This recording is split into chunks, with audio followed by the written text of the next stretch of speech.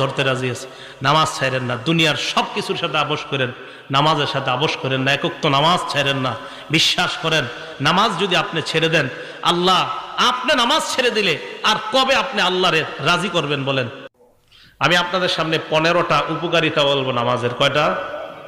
একটু মন দিয়ে শুনেন। 1 নাম্বার, আবু দাউদ শরীফের 4986 নাম্বার হাদিস।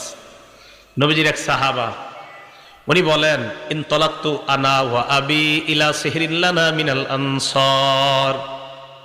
আমি আর আমার বাবা আনসারী শ্বশুর বাড়িতে গেলাম।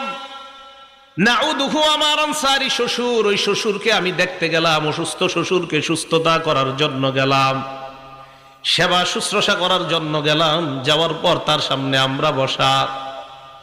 হাদরাতিস সালাহ, নামাজের সময় যখন হয়ে যায়, আমরা সুস্থ মানুষ অসুস্থ মানুষের সামনে বলা। এক একজন